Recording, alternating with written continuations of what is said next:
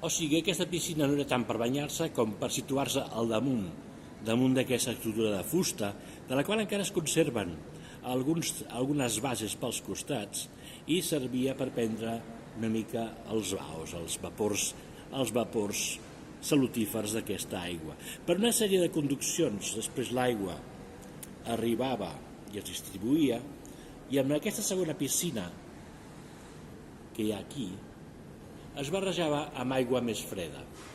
per aconseguir una temperatura que el cos pogués conservar. Aquesta seria la segona piscina, amb aigua ja tèbia, per entendre'ns, i la barreja entre l'aigua tèbia. Per aconseguir aquesta aigua tèbia, barrejant l'aigua calenta, es feia en aquesta zona d'aquí, que és el castell d'Aigua, el castell d'Aquam, en el qual s'arribava l'aigua freda d'un altre pou secundari i mitjançant una sèrie de canalitzacions i de sistemes les barrejaven amb l'aigua calenta original per aconseguir una temperatura adient.